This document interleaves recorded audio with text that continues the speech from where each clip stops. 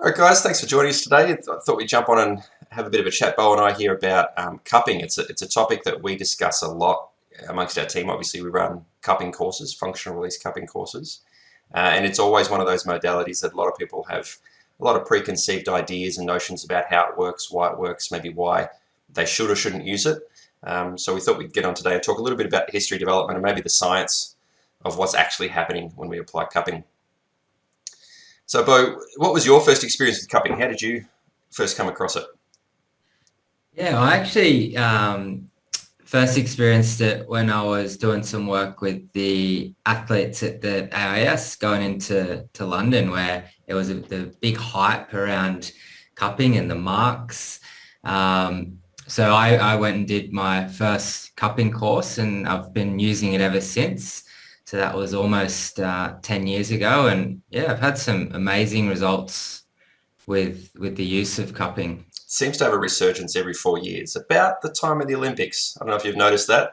Every Olympics, Yeah. that there's always an athlete or two or three or four that comes out with the markings and then hits the media and everyone wants cupping or wants to do a cupping course. Absolutely. Yeah, Yeah, and I think that's the thing when these marks come out, and then there's this. Well, recently there's been a huge boost on social media. What are these marks? And there's so much confusion with not only in the industry but within the general population of what it is and what are the mechanisms. And there's mixed messages being passed out from practitioner to patient, from patient to other patients. And it really blurs the lines of what it is, what it's trying to achieve. And I think that's where it sometimes falls victim to, I guess, the efficacy, and people saying, well, there's what's the efficacy for it? Is it effective? Because there's so much confusion there. yeah. And I think one of the biggest problems we have with cupping is that there's two competing um, histories, two competing theories that sort of go against one another or sit side by side, I guess maybe a better way to put it, which is the Eastern philosophy and the Western philosophy. And obviously what we do and what we teach is deeply sitting in the Western side of our understanding. But then there's this Eastern, largely Chinese medicine, but also Eastern European philosophies around how it works and why it works. And I guess if we go back to especially the Chinese medicine side of things, there's this, in a very basic explanation, cupping was used to dispel certain pathogens in the body. And it's described in all sorts of colourful language in TCM, but essentially the cup would be applied to stimulate the flow of qi and blood, or energy and blood, to remove a stagnation or a blockage that would then encourage better circulation of this qi and blood and improved health and function of the body. And this is where we get the problem, and you'd be well across this as well, but the challenge we have with language that people use, we often hear this word stagnation, stagnant, blockages used in the Western side of our understanding of it, and that's where we get stuck, isn't it? So we have people using language from one culture, one philosophical approach to medicine in another culture, and that philosophical approach to medicine, and they're two different things. There's no blockage in Western medicine. There's no stagnation as such in the same way that we use that word. So it muddies the water for sure. Absolutely. There's a lot of mixed terminology and use of toxins and yeah, a range of different terms, as you mentioned as well. And it's really has evolved. And I think that's what we do need to appreciate as our understanding evolves and grows over the years. I mean, you mentioned the stagnation and the blockages, but there's also, I think in the early 1900s, perhaps even before that, where it was the removal of evil spirits out That's of the right. body. Yeah. So we've got to thank science that we are moving forward and moving away from that. We can't be stuck in those ways of thinking. And I think from a Western medicine point of view, we're certainly moving towards trying to find the physiological explanations as to what we're achieving and why. And I think it's really complex. There's so many different aspects to it, rather than we're simply removing a blockage or Yeah. whatever that And I think you're right. And the use of appropriate and correct language is where we've got to start if we want to improve our understanding and the standing of the things that we do in our community. We've got to improve the language we use. And that one, when we talk about removal of toxins, is a classic one. I hear this all the time, and I know it's a bonnet that you and I get in our, sorry, a bee that you and I get in our bonnets all the time.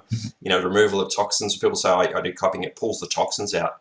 We know that nothing's drawing through the skin. There's no toxins coming out of the body. And if there are, what happens if we don't get cupping? Do we get toxic overload and die? Like, how does this work? You know, it's when you apply logic to it, there's so many holes in that theory.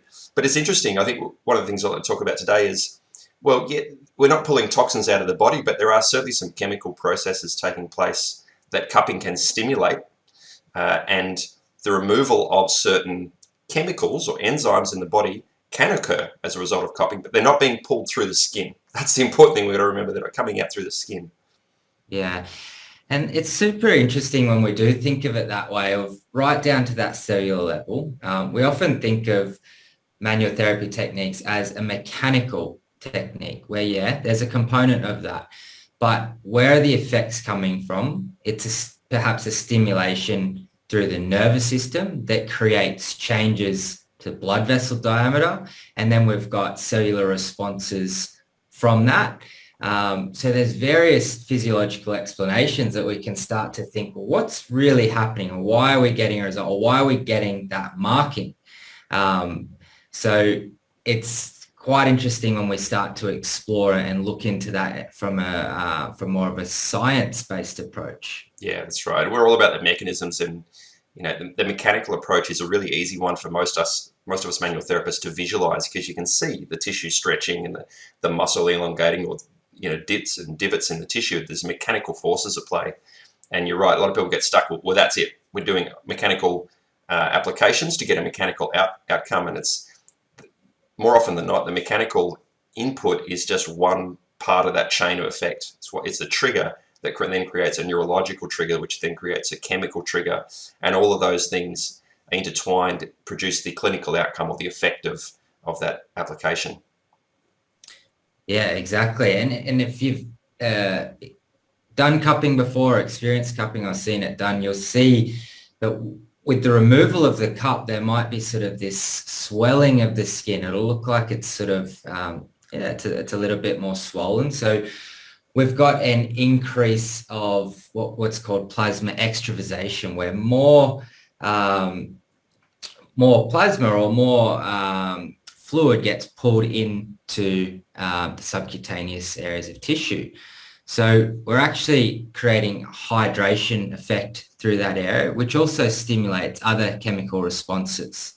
So we're having increase in local capillary dilation, local blood flow, more plasma within the interstitial fluid, which can also stimulate the release of an enzyme called heme oxygenase 1. Now that is more of an anti-inflammatory chemical, which perhaps can start to explain what's happening at that cellular level as far as our recovery.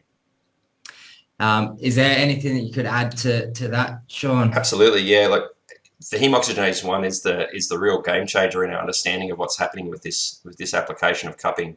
And if we go slightly back a step, sort of early 1900s, the early sciencey approach to understanding what was happening with cupping was, we're just getting this mechanical forces applied to the tissue, create some distension, which creates an increase, like you said before, in diameter of the blood vessels, which creates hyperemia, increase in blood flow to the area. And then the basic understanding was that hyperemia would then improve tissue health, improve tissue healing. So if there's been some damage, some kind of lesion in the area, then the healing process would be sort of sped up as a result of that increase in circulation, which we know is true. You know, in its basic understanding, that can be true. It also helps to, like you said, we get increase in circulation and hydration to the tissue, which is better for fascia and its state of being. It'll soften, it'll be more pliable. We get that gel to sole effect that we know happens with myofascial release, myofascial techniques. And so this hyperemia, and then the upshot, or I guess the fallout from that we see so often, and that probably the thing that is discussed with the most contention with cupping, is the bruising or the markings. We like to call them markings, don't we, rather than bruises, because that has a less of a negative connotation with it. But the bruising, which is essentially, you know, you've just got you've broken capillaries, broken blood vessels, leakage of that blood into the superficial tissue, and that essentially gives you a bruise, a marking. Ecchymosis is another word you might use for that. And I know a lot of people believe that the bruise should be avoided at all costs, but when we look at some of the research, maybe it's suggesting that the bruising is a key part of the therapeutic effect. Without that, you don't get this flow-on effect, right, of the heme oxygenase 1. Yeah, and that's the thing. It's really interesting as far as the understanding as well of even what the bruise is. All right, and we know that it's technically it's not a bruise; it's a mark, as you said. And the difference is that there's no tissue damage. The damage is to the capillaries.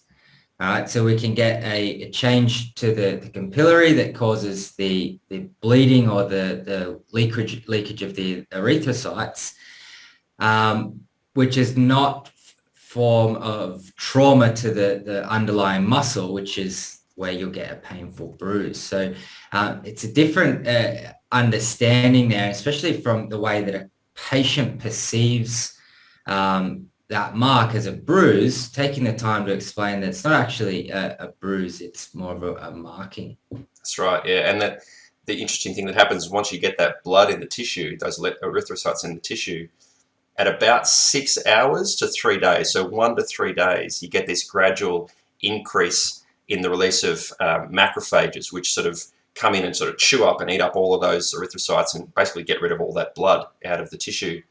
With those macrophages comes this heme oxygenase 1. And so not only do you get that cleaning up of the tissue, which is, helps to heal and kind of basically clean up that area that's been contaminated with all of this waste product or this dead blood, you also get this release of this enzyme that is perfectly suited to improve the health of the surrounding tissue. And not only that, there's been studies that show that when we get an increase in heme oxygenase 1 in muscle and connective tissue, those enzymes are also then found in other organs, liver, kidney, digestive, reproductive organs even. So not only is it improving the health of the surrounding tissue that's been affected by the cupping, but it's a systemic effect. So anyone that's got any sort of inflammatory processes going on in the body, even proliferation, excessive proliferation of necrotic tissue, cancerous or other tumor type tissues, then this heme oxygenase 1 can be used to improve the health of those other organs and systems. So it's a very body-wide effect that can be tracked from a chemical level at least. Yeah, and really interesting. I read on this enzyme around similar type of effects as a PRP injection, which they use as far as stimulating a healing response around tendons. So by creating that local inflammatory response is sort of a more non-invasive way to create a healing response, which is quite interesting. And a lot cheaper. Yeah. That's right. Yeah, no, it's amazing. So there's so much to be said for the effect of cupping. And this is one of the reasons why people say, the markings, the bruisings are so bad. But if you understand it at this level, well, the markings are kind of the key step. You sort of need that to happen. The bruises need to happen to trigger these other chemical reactions to take place to really improve the health of that tissue. And obviously there'll be some situations where people might take this to the wrong extreme and they'll say, well, okay, well, I've strained my hamstring, I've torn a muscle in my hamstring. I want to speed up the healing. Let's whack a cup on there. And it's, the day that they tear it or the day after. Yes, you get some chemical changes taking place, which might improve the healing environment for the tissue. But if you've got a tear in a muscle and you're applying a strong mechanical force to that tear, then that's going to negatively affect the ability for that tissue to knit back together, form a scar and do all those things. So there's a fine line between applying the mechanical force to get the chemical trigger and chasing that chemical trigger without considering what the mechanical force might be doing at the same time. Yeah, I think the body is really good at healing and recovering itself, but it's when you look in those chronic presentations, like if you take, for example, someone with a non-specific chronic low back pain, where it's more of that unhealthy tissue, where there may be more ischemia, so a lack of good nutrients through the blood, the lack of oxygen, which can mean that the pH within that tissue can lower. Now, we know that if something becomes more acidic, that more of an acidic environment, that can change the threshold of the nociceptors, which can quite easily trigger those nociceptive afferents to the central nervous system. So that area becomes sensitized. If we think about how the mechanisms of what we're doing with a cup as far as getting more local blood flow into the area, triggering that that healing effect, but essentially it's a flushing those nutrients into the area. So in those chronic cases, maybe it's creating more health through the tissue by providing it with more oxygen, more nutrients, but also diluting the area. So if we've got an area that's highly sensitized, there's an increase in substance P, calcitonin gene-related peptide, a bunch of these sensitizing chemicals. So if we can sort of dilute that area, that will have a change to the pH, which will change the signaling to the central nervous system. And then we can also have an inhibitory effect. So I think now we could start to explore even some of the neurological effects of what we're doing with cupping. And Shaun, you've created the functional release cupping technique. And I think that's where, you've started to add in the movement, both passive and active, into these techniques. So can you explain a little bit more about how that might be affecting the nervous system? Yeah, I guess first I wanted to say, well, I coined the term functional release cupping, and I put together the system to teach it and understand what we're doing and the science behind it. But I think people have been using movement with cupping for a really long time, so I can't necessarily claim that. I won't do that.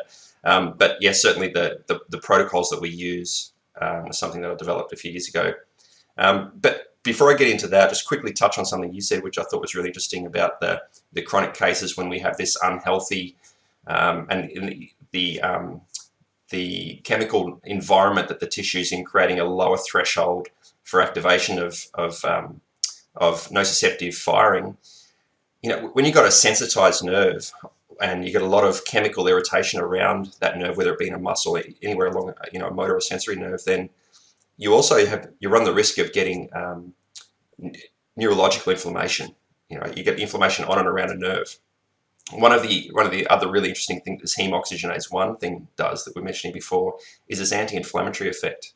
And so not only is it going to clean up all of those erythrocytes in the tissue and sort of work with the macrophages to get rid of all the rubbish, but it's also going to improve the health of the tissue and decrease inflammation around not only muscles but around nerves. And a chronically inflamed nerve, chronic neurogenic inflammation, can lead to really, really difficult to resolve chronic pain. It's a real vicious cycle that feeds itself. So anything that you can do to break that cycle of inflammation around a nerve early is going to be a really good thing.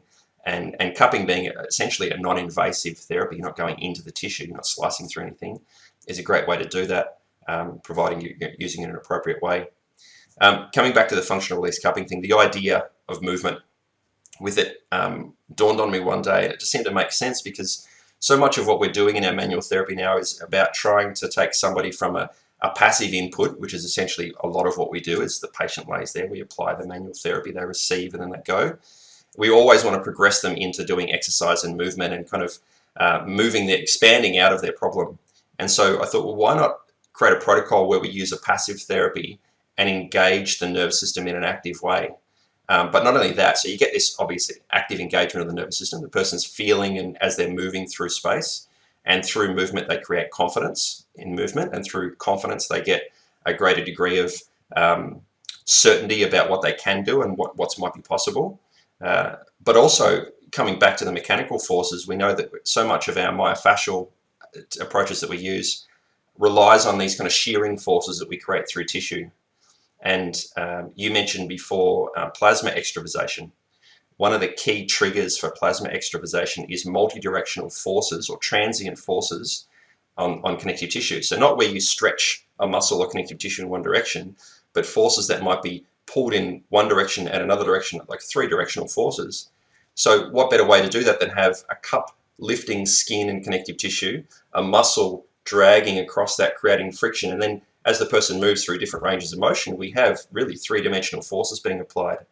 That in my mind was the best trigger to get that plasma extravasation to work. And it seems to hold true. The effect you get with cupping versus cupping with movement using these protocols seems to produce a much faster effect, a more long-lasting effect, and more reliable in a lot of cases. It's not just about putting the cups on and letting the person lay there. They can be an active participant in the treatment and actually feel the changes happening in real time. Absolutely. And I think as well, again, we've got those mechanical effects, we've got the cellular effects, and then the input back to the nervous system. You've got someone with, chronic low back pain that every time that they go to bend forward, they already know they've got this preconceived understanding that I'm going to feel my back when I bend forward. So by putting a cup or multiple cups on someone's back and then having them perform that movement, it does multiple things, because it firstly takes the spotlight away from their pain. So it's interrupting their focus, but it's also changing the input back to the central nervous system. And that could even be via the pain gate theory. All right. So we're now having different input or a different sensation that's interrupting the noxious input back to the brain. So I think that's a really interesting mechanism. And then when they repeat that movement, they get more comfortable with it. So the more comfort that they have, it removes their fear, it removes their apprehension, it gives them more confidence. You take the cups off, get them to repeat it. Then you're motivating them, reinforcing how great that is, and look how well you're moving. And I think that's a really great start to have them moving from the table into an active environment where they can then take a lot more ownership of their recovery. Absolutely. Yeah, that's good. Look, at the risk of blowing everyone's heads off too much with too many more big words and concepts and theories, we probably wrap it up there. But I think that was really good, just to sort of sum up where cupping, I guess the historical understanding of what cupping does at a very basic level, through to what we're really talking about when we're talking about Western myofascial cupping. Yes, we're dealing with muscle and connective tissue, hence myofascia, but really there's an interplay of the nervous system. There's chemical processes taking place. Yeah, there's mechanical forces being applied, but they're really just triggers to start these other processes. So, but is there anything else you wanted to add to that, Bo? No, I think that's the key, is to think about it from not a simplistic approach, that there's many factors that are associated in why we get such a great effect with it. Yeah. And I think for people to really understand this modality, you've got to try it out, you've got to experience it, and then with that application, do some reading. Like, why did that bruise happen like that? Why is it changing color? There's plenty of research to say why it changes color, why it's going through those different processes of color change, and that's largely explained by the chemical processes taking place. Macrophages eating this and breaking down this particular chemical, and turns into this and this and this and so on. So yeah, try it, do some reading, apply the science, question what you're doing. Does it make sense with my current understanding? And then continue to challenge that. And essentially, you come up with an explanation that holds water. Is what we're trying to get to. Yeah, cool. Definitely. All right, leave it there then. Thanks, Bo. Cheers. Cheers.